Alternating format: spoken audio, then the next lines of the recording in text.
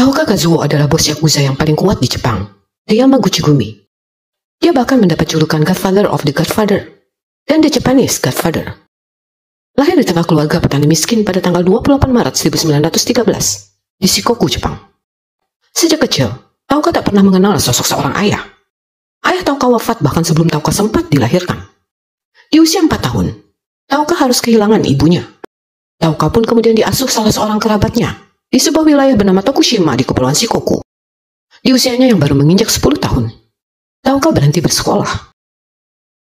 Saat bekerja di pembuatan kapal Kawasaki, kota pelabuhan di Kobe, Tauka bertengkar dengan bosnya dan dikeluarkan dari pekerjaannya. Menjadi petarung jalanan adalah satu-satunya pilihan Tauka muda saat itu, demi untuk bertahan dari kerasnya hidup. Tahun 1930, dia kemudian bergabung dalam geng Yamaguchi Gumi, kelompok Yakuza yang disegani dan ditakuti pimpinan Noboru Yamaguchi. Cara bertarung Tauka yang kerap menerkam mata lawannya membuatnya kemudian mendapat julukan Kuma, julukan yang tetap melekat hingga akhir hayatnya. Di tahun 1937 hingga 1943, Tauka dijebloskan ke sel penjara karena kasus pembunuhan. Sementara Tauka menjalani masa hukumannya, bos Yamaguchi Gumi, Noboru Yamaguchi, menderita cedera serius saat bertarung dengan geng lawan di tahun 1940. Noboru Yamaguchi kemudian wafat di tahun 1942. Di bulan Juli 1943, setelah menjalani 6,5 tahun masa hukuman dan pengurangan hukuman dari kekaisaran, Tauka bebas. Nasib kehancuran dan kekalahan Jepang saat Perang Dunia II membuat Yamaguchi Gumi pun kocar-kacir. Saat Perang Dunia berakhir, Tauka kemudian mulai membentuk sebuah geng kecil bernama Tauka Gumi. Di tahun 1946, saat usianya menginjak 33 tahun, Tauka dipilih menjadi Oyabun ketiga atau pemimpin ketiga, posisi yang kosong sepeninggalan wafatnya Noboru Yamaguchi. Bersama para 30 anggota Yamaguchi Gumi yang tersisa, Tauka membangun kembali geng Yamaguchi Gumi. Di bawah pimpinan Oyabun ketiga ini, Yamaguchi Gumi berubah dari sebuah geng kecil menjadi jaringan sindikat besar yang memiliki lebih dari 10.000 anggota. Bisnis Yamaguchi pun berkembang, merambah tiap sektor. Dari mulai prostitusi,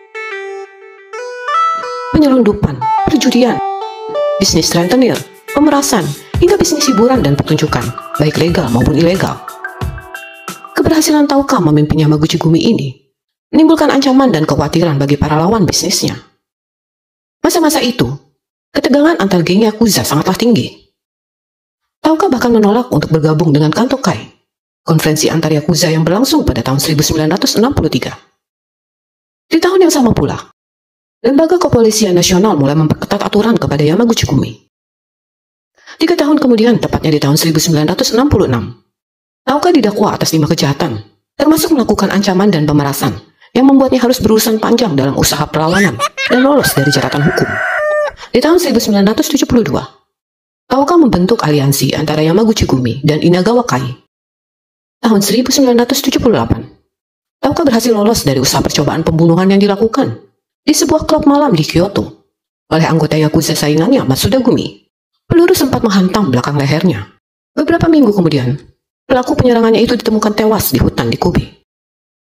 Perlawanan dan pertarungan hukum yang panjang yang dilakukan Tauka Kazuo terhenti saat Kazuo wafat di Kansai Rosai Hospital, Kamagasaki, Jepang pada 23 Juli 1981 karena terkena serangan jantung di usia 69 tahun. Tepat 1 bulan sebelum ia menerima putusan hukuman dari pengadilan distrik Kobe. Sepeninggal Tauka, istrinya Fumiko mengambil alih kepemimpinan Yamaguchi Gumi sebelum Kumicho atau Oyabun baru terpilih. 3 tahun pasca wafatnya Oyabun ketiga Tauka Kazuo, Masahisa Takenaka terpilih di tahun 1984. Yamaguchi Gumi kemudian berkembang menjadi sindikat bawah tanah Jepang. Menurut data statistik Badan Kepolisian Nasional Jepang, seperti dilansir japantime.co.jp, di tahun 2012 saja, keanggotaan Yamaguchi Gumi berjumlah 27.700. Jumlah tersebut hampir 44% dari total keanggotaan kelompok kejahatan yang ada di Jepang saat itu. Salvatore Rina lahir di 16 November 1930 di Corleone, sebuah desa di pedalaman Palermo, di tahun 1949, saat usianya beranjak 19 tahun. Salvatore Rina dijebloskan ke jeruji besi selama 6 tahun karena kasus pembunuhan. Saat anggota mafia Sisilia, sekaligus pemimpin keluarga mafia wilayah Corleone, Michael Navarra, tewas dibunuh di tahun 1958 atas perintah Luciano Lucio. Lucio kemudian menjadi pemimpin mafia baru di Corleone. Bersama Lucio dan Bernardo Provenzano, Salvatore Rina memimpin grup mafia Corleone. Saat itu, grup mafia mereka hanyalah sebuah grup mafia yang tidak terlalu memiliki pengaruh di dunia para mafia Sisilia di era tahun 1950. Karena Corleone sendiri hanyalah sebuah wilayah yang kecil yang tidak diperhitungkan, terlebih bila dibandingkan dengan Palermo yang menjadi ibu kota dan pusat para keluarga mafia. Di tahun 1960, bersama kedua rekannya itu, Rina menjalani hidup sebagai buronan karena melakukan pembunuhan. Di tahun 1974, salah satu rekannya, Lucio, berhasil ditangkap dan dijatuhi penjara seumur hidup. Setelah penangkapan Lucio, Rina memegang kendali di Corleone di pertengahan tahun 1970. Sementara Provenzano menjadi orang nomor 2 di Corleone. Melalui berbagai tindakan kekerasan menjatuhkan lawan-lawan bisnisnya, Rina mendominasi organisasi kriminal. Di akhir tahun 1970-an, Sisilia menjadi wilayah penting dalam perdagangan heroin, khususnya dalam pengiriman narkotika. Di masa keemasannya, Salvatore Rina dan anggotanya berhasil menguasai perdagangan berbagai jenis narkoba, bahkan sampai keluar Italia. Kelompok mafia Sisilia ini pun masuk ke bidang politik, yang membuat mereka semakin berkuasa dan kuat. Lawan-lawan politik disikat habis. Peduli hakim, politisi, awak media, bahkan warga sipil. Siapapun yang berani merintangi dan membahayakan bisnisnya akan dituntaskan. Dengan sumpah omerta, para anggota sindikat Rina menjaga kesetiaan sekaligus rahasia. Anggota yang melanggar sumpah akan diburu untuk dibunuh. Tidak hanya sanksi bagi dirinya, hidup anggota keluarga pun turut terancam. 40 orang diduga tewas di tangan Salvatore Rina. Rina juga disinyalir terlibat dalam melakukan pembunuhan yang mengakibatkan ribuan nyawa orang melayang, termasuk wanita, anak-anak, dan para warga sipil. Saat era perang terhadap para mafia digalakkan pemerintah dan penegak hukum di tahun 1980 hingga awal 90-an.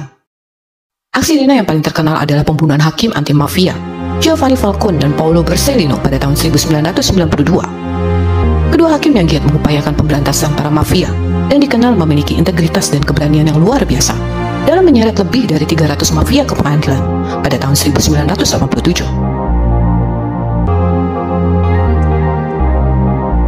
Rina akhirnya berhasil ditangkap di tahun 1933 di sebuah apartemen Palermo. Provenzano kemudian memimpin sindikat Corleone selepas penangkapan Rina. Di kemudian hari, tepatnya di 2006, Provenzano pun berhasil ditangkap untuk menjalani masa hukuman seumur hidup yang telah divonis di tahun 1980 dan 1990. Rina menolak mengakui hubungannya dengan seluruh kelompok kejahatan. Namun pada tahun 2009, ia melanggar sumpah omerta. Rina mengejutkan banyak orang melalui pengakuan keterlibatannya dengan para kelompok kriminal. Mereka tidak akan bisa menghancurkan saya, bahkan jika mereka menjatuhi saya hukuman 3.000 tahun penjara, ungkap Rina kala itu. Kaki tangan Rina, Provenzano wafat di tahun 2016. Di 10 tahun masa hukuman seumur hidupnya. Setahun kemudian di tahun 2017, 24 tahun setelah menjalani masa hukuman dari hukuman seumur hidupnya, Salvatore Rina wafat karena kanker ginjal dan jantung. Sang putra tertua Rina, Giovanni, mengalami nasib yang tak jauh berbeda dengan sang ayah. Penjara seumur hidup atas 4 pembunuhan yang dilakukannya.